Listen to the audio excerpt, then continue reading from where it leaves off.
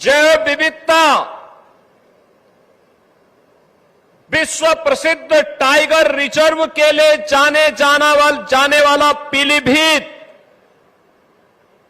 और कृष्ण कन्हैया की मुरली को भी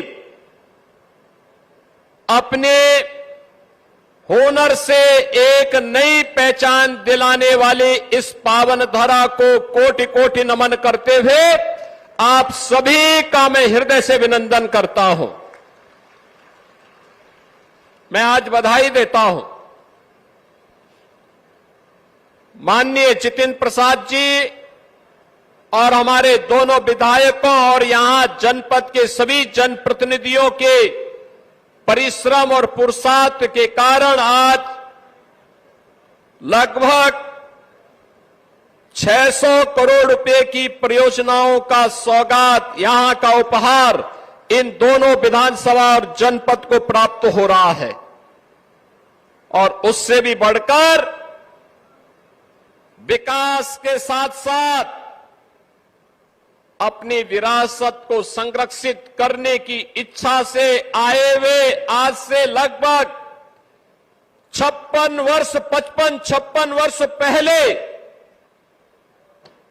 बांग्लादेश से निकाले हुए प्रताड़ित हिंदू, बौद्ध, जैन और सिख को प्रधानमंत्री मोदी जी के विजन के अनुरूप जनपद पीलीभीत में उनको पुनर्वासित करने और नागरिकता प्रदान करने के लिए मैं जिन लोगों को ये सुविधा प्राप्त हो रही है उन सभी को भी मैं हृदय से बधाई देता हूं, अपनी शुभकामनाएं देता हूं। बहनों और भाइयों, इन लोगों के लिए पुनर्जीवन है। अब ये सर्टिफिकेट प्राप्त होने के बाद कोई ताकत इनको निकाल नहीं सकती है, इनको अब पराया नहीं कह सकती है।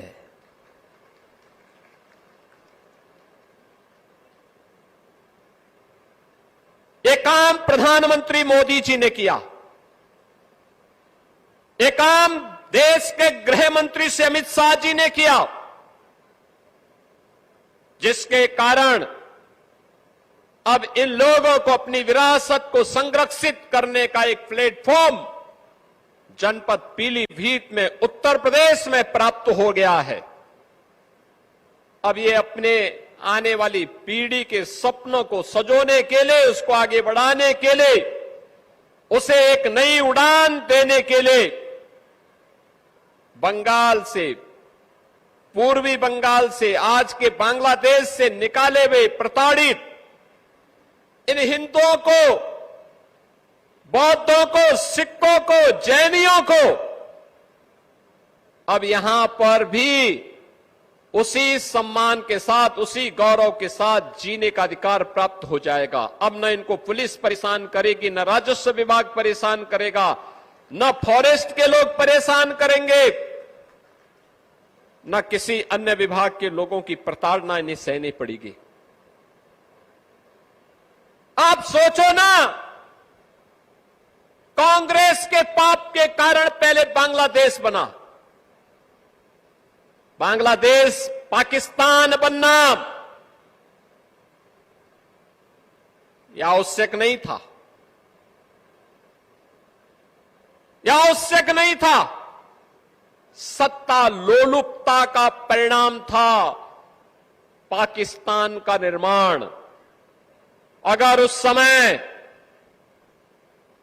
समय का कांग्रेस का नेतृत्व अड़िग हो गया होता, जिन्ना अपनी मौत मर गया होता और भारत का विभाजन, दुर्भाग्यपूर्ण विभाजन नहीं होता। लाखों हिंदुओं का कत्लेआम हुआ, लाखों हिंदुओं को अपनी पैतृक भूमि को, अपने पुण्य भूमि को छोड़ना पड़ा। स्वतंत्र भारत में उनके मन में एक अभिलाषा थी कि मुझे जिस आधार पर विभाजन किया गया था उस आधार पर भारत के अंदर शरण मिलेगी, नागरिकता मिलेगी, सम्मान के साथ मैं जीवन यापन कर पाऊंगा। बहन और भाइयों, कांग्रेस ने कभी सुध नहीं ली, लेती भी कैसे? और कांग्रेस के हमरा समाजवादी पार्टी को भी कहां फुर्सत थी, कहां फुर्सत थी? क्योंकि इनको तो तुष्टीकरण से जब फुर्सत हो तब गरीबों के बारे में, दलितों के बारे में, पिछड़ों के बारे में, वंचितों के बारे में सोचते। इन लोगों को विभाजन के बावजूद भी केवल और केवल मुसलमानों की चिंता थी, हिंदुओं की चिंता नहीं थी, सिखों की चिंता नहीं थी, बौद्धों की चिंता नहीं थी, जैनियों की चिंता नहीं थी उनको। अरे समाजवादी पार्टी और कांग्रेस के लोगों, बेशर्मी के साथ डूब मरो। जिन लोगों को आज आवासीय पट्टा और उनके जमीन के मूल कागजात उपलब्ध करवाए जा रहे हैं, जिन्हें नागरिकता प्रदान की जा रही है, ये ज्यादातर लोग दलित हैं, वंचित हैं, अति पिछड़ी जाति के हैं। आखिर इनके लिए क्यों आवाज नहीं उठाई? लंबे समय तक शासन किए हो, लेकिन कभी इनके बारे में सोचने की फुर्सत नहीं थी। इन गरीबों के बारे में, इनको पहचान दिलाने के बारे में, यानी इनके लिए देश की कीमत पर राजनीति थी। हिंदू, सिख, बौद्ध और जैनियों के कत्लेआम की कीमत पर सत्ता चाहिए थी इनको। और आज डबल इंजन की सरकार आई,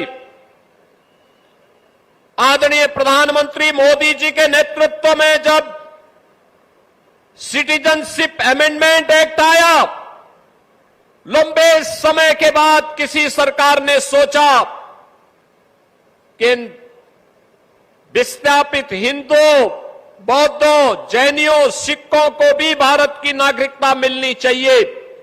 जो पाकिस्तान से, बांग्लादेश से, अफगानिस्तान से विस्थापित हैं, आप याद करिए, दिल्ली और देश के विभिन्न राज्यों में लंबे समय तक कांग्रेस ने, समाजवादी पार्टी के लोगों ने आंदोलन किया था। आज जो ये सर्टिफिकेट वितरित हो रहे हैं, इसी के खिलाफ ये लोग आंदोलन कर रहे थे कि नहीं मिलना चाहिए। यानी इनका तो सबसे पहला उद्देश्य ही क्या है कि देश के संसाधन पर विभाजन के बावजूद पहला अधिकार मुसलमान का होना चाहिए, बाकी किसी का अधिकार नहीं होना चाहिए। यही तो इनकी कुत्सित चेष्टा थी, यही इनकी तुष्टीकरण की नीति थी। यही पाप ये जिंदगी भर करते रहे और उस पाप का खामियाजा हिंदू भुगतता रहा। बहनों और भाइयों, आज आप सबको, मैं इन सभी बंगाली परिवारों को, 2500 परिवार हैं, 2500 परिवार का मतलब 15,000 लोग सीधे सीधे आज इस स्कीम का लाभ ले पा रहे हैं। मैं इसके लिए आदरणीय प्रधानमंत्री जी और गृह मंत्री जी के प्रति आभार व्यक्त करता हूं। मैं इसके लिए केंद्रीय मंत्री श्री जितिन प्रसाद जी को, हमारे जो चारों विधायक हैं, यहां पर मंत्री श्री संजय सिंह गंगवार, विधायक बरखेड़ा स्वामी प्रवक्तानंद जी, विधायक बीसलपुर श्री विवेक वर्मा जी और विधायक पूरणपुर से बाबूराम पासवान जी को भी मैं हृदय से धन्यवाद देता हूं, जिन्होंने पैरवी करके इन बंगाली परिवारों को आज उनका अधिकार उपलब्ध करवाया है, उनका अधिकार दिलाया है। हमारा प्रयास है, प्रदेश के अंदर ऐसे 55,000 परिवार रह रहे थे। पिछले दिनों मैंने बाराबंकी में जाकर के उन्हें नागरिकता दी,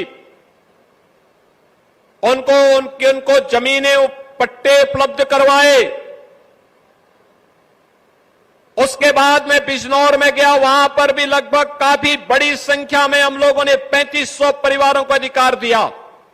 आज पीलीभीत में हम लोग इसके प्रथम चरण के कार्य को संपन्न करने जा रहे हैं। अन्य कार्यक्रम भी हमारे अनवरत चल रहे हैं, अभी यह कार्य पूरा नहीं हुआ है। कुछ मामलों में हमें वन विभाग से और भारत सरकार से स्वीकृति का इंतजार है। जैसे ही मिलेगा अन्य परिवारों को भी उनका अधिकार उपलब्ध करवाएंगे, उनका अधिकार उपलब्ध करवाएंगे। अभी रामपुर के अंदर भी काफी बड़ी संख्या में इस कार्रवाई को संपन्न करना है। बहनों और भाइयों, हमने टालने की आदत नहीं की। हमने इन गरीबों की पीड़ा के साथ अपनी संवेदना को जोड़ा। ये संवेदना समाजवादी पार्टी भी जोड़ सकती थी। 4-4 बार प्रदेश में शासन करने का अवसर मिला था, लेकिन ये तब सुनते जब बबुआ को समय पे जगने की आदत हो। 12 बजे सो करके उठेंगे, 2 बजे तक तैयार होंगे, फिर 5 बजे जिम चले जाएंगे, तो गरीब की पीड़ा को सुनने की आदत कहां। उनके लिए विकास तो केवल सिपाही का विकास है। पीलीभीत उनके एजेंडे में नहीं था, पीलीभीत उनके एजेंडे में नहीं था। पीलीभीत एजेंडे में होता, 4 बार सरकार होने पर पीलीभीत में मेडिकल कॉलेज बन गया होता। पीलीभीत की बांसुरी को पहचान मिल गई होती। पीलीभीत और लखीमपुर खीरी को जोड़ने वाला पुल का निर्माण हो गया होता। यहां के टाइगर रिजर्व को वैश्विक मान्यता भी मिल गई होती। इन गरीबों को उनके जमीन का अधिकार और नागरिकता का प्रमाण पत्र तब भी मिल गया होता। फुर्सत नहीं थी, फुर्सत नहीं थी, क्योंकि इनके लिए तो फुर्सत अपने परिवार के अलावा दुनिया के लिए इनके पास कोई फुर्सत है ही नहीं। परिवार तक सीमित रहने वाले लोग समाज का कल्याण नहीं कर सकते, देश का कल्याण नहीं कर सकते। और इसीलिए तो उत्तर प्रदेश की जनता जनार्दन ने इनकी साइकिल को पंचर करके इस लायक बना दिया कि वो चलने ही न पाए। क्योंकि वो साइकिल चलेगी तो दंगा करवाएगी, उपद्रव करवाएगी, कर्फ्यू लगाएगी, गुंडागिर्दी करेगी, बेटी की सुरक्षा में सेंध लगाएगी, व्यापारी के साथ लूटपाट करेगी, गुंडागिर्दी के माध्यम से समाज में सज्जन लोगों का जीना आराम कर देगी। गरीबों की जमीनों पर कब्जा करना, सार्वजनिक जमीनों पर कब्जा करना, जहां आज गौशालाएं बन रही हैं, ये जमीनें पहले 2017 के पहले किसी सपाही ने कब्जा की होंगी जरूर। और जब सरकार आई और हम लोगों ने पहले दिन ही घोषणा की थी कि अगर जमीन कब्जा किए हो तो खाली कर दो, नहीं तो अगले 48 घंटे के बाद जब कार्रवाई शुरू होगी तो 7 पीढ़ियों का भुक्तभोगी होना पड़ेगा। तो बहुत सारे लोगों ने उसी समय सिलेंडर कर दिया था कि नहीं साहब आप जमीन ले लीजिए, बकस दो। आप देखते होंगे, आप देखते होंगे, एक समय था जब माफिया सिर तान करके चलता था, सीना तान करके चलता था, थानों पे कब्जा करता था, तहसीलों में उधमबाजी करते थे, किसी भी गरीब की जमीन पर कब्जा कर लेते थे, विकास की योजना को नहीं पूरा होने देते थे, बेटी और बहनों की इज्जत के साथ खिलवाड़ करते थे, व्यापारियों का जीना हराम करते थे, उद्यम नहीं आने देते थे, नहीं आने देते थे। और अगर कहीं जब दंगे होते थे तो दंगाइयों को मुख्यमंत्री सरकारी जहाज से बुला करके अपने आवास में सम्मान करते थे। ये होता था 2017 के पहले। बहन और भाइयों, अब यूपी में दंगा नहीं होता है। नो दंगा, नो कर्फ्यू। यूपी में अब सब चंगा। यूपी में नो कर्फ्यू, नो दंगा। अब यूपी में सब चंगा। अब यूपी में कोई दंगा नहीं। माफिया मुक्त, उपद्रव मुक्त, कर्फ्यू मुक्त। जो माफिया पहले सीना तान करके चलते थे, आज गले में तख्ती लटका करके चलते हैं कि साहब जान बकस तो बस एक बार, अब जान बकस तो, अब आगे हम ठेला लगा करके पेट भर लेंगे, लेकिन कहीं गुंडागर्दी नहीं करेंगे। हमारी प्रतिबद्धता गरीब के लिए है, हमारी प्रतिबद्धता युवा के लिए है, हमारी प्रतिबद्धता बहन और बेटियों की सुरक्षा के लिए है, हमारी प्रतिबद्धता व्यापारियों की सुरक्षा के लिए है, अन्नदाता किसानों की खुशहाली के लिए है। हमारी प्रतिबद्धता किसी गुंडा माफिया के प्रति नहीं हो सकती है और हम उसको कोई संरक्षण भी न देंगे, न देने देंगे। और इसीलिए बहनों और भाइयों, आज आप सबको मैं कहने के लिए आया हूं, ये मेडिकल कॉलेज पहले भी बन सकते थे। विजन नहीं था, गरीब को उपचार की सुविधा मिले, केवल सेफई परिवार का अधिकार था, बाकी किसी और का नहीं। उनको अच्छी सुविधा मिले, बाकी तो 25 करोड़ की जनता जाए भाड़ में उनके लिए। यही करते थे, सब कुछ सेफई। पीलीभीत नहीं, लखीमपुर खीरी नहीं, बरेली नहीं, रामपुर नहीं, मुरादाबाद नहीं, बदायूं नहीं, एक खानदान का कब्जा बरकरार रहे, बाकी और कुछ भी नहीं। और बहनों और भाइयों, इसीलिए आए हैं हम लोग बताने के लिए। ये संभव हुआ है इसलिए क्योंकि आपने अच्छा काम किया, अच्छे प्रतिनिधि चुने। और मैं तो आभारी हूं पीलीभीत वासियों का कि आपने सांसद के रूप में श्री जितिन प्रसाद जी को यहां से चुन करके भेजा। वो केंद्र सरकार में मंत्री हैं। यहां के युवाओं को स्किल डेवलपमेंट के माध्यम से उनके उज्जवल भविष्य के लिए भी कार्यक्रम चला रहे हैं। आपने श्री संजय गंगवार जी को चुना, उत्तर प्रदेश सरकार में गन्ना मंत्री के रूप में काम कर रहे हैं। आपने स्वामी प्रवक्तानंद जी को चुना, विकास की योजनाओं को लेकर के आ रहे हैं। आपने श्री विवेक वर्मा जी को चुना, वे विकास की योजनाओं को लेके आ रहे हैं, आपका अधिकार आपको दिला रहे हैं। बाबूराम पासवान जी को चुनाव जिता करके भेजा, विधायक बना करके भेजा, वे विकास के लिए निरंतर प्रयासरत है। ये सभी लोग जब जीत करके जाते हैं, तब मेडिकल कॉलेज आता है, तब पुल आता है, तब सिंगल लेन की सड़क 2 लेन और 4 लेन में बदलती है, और तब जैव विविधता के लिए पीलीभीत जनपद दुनिया के अंदर विख्यात होता है, टूरिज्म बढ़ता है।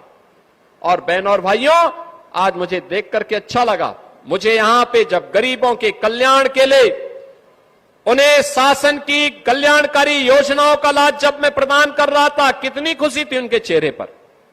कोई युवा सीएम उद्यमी स्कीम से लाभान्वित हो रहा है, कोई पीएम विश्वकर्मा स्कीम से लाभान्वित हो रहा है, कोई पीएम आवास योजना में, कोई सीएम आवास योजना में, और कहीं पर एनआरएलएम के तहत लखपति दीदी को यहां पे डमी चेक उपलब्ध करवाया जा रहा था।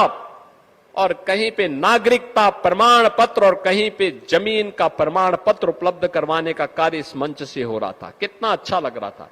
पाने वाले लोग भी, आप सोचो उन बुजुर्गों की उम्र आज से 56 साल पहले जब ये लोग विस्थापित होकर के आए होंगे, 55-56 वर्ष पहले जब आए होंगे, तब उनकी उम्र 15 से 25 के बीच रही होगी। आज उम्र ढल चुकी है, आंखें तरस गई, प्रताड़ित होना पड़ा होगा, कहीं फॉरेस्ट से, कहीं राजस्व कर्मियों से, कहीं पे पुलिस से, कहीं पे किसी अन्य कर्मी से क्या पीड़ा झेली होगी।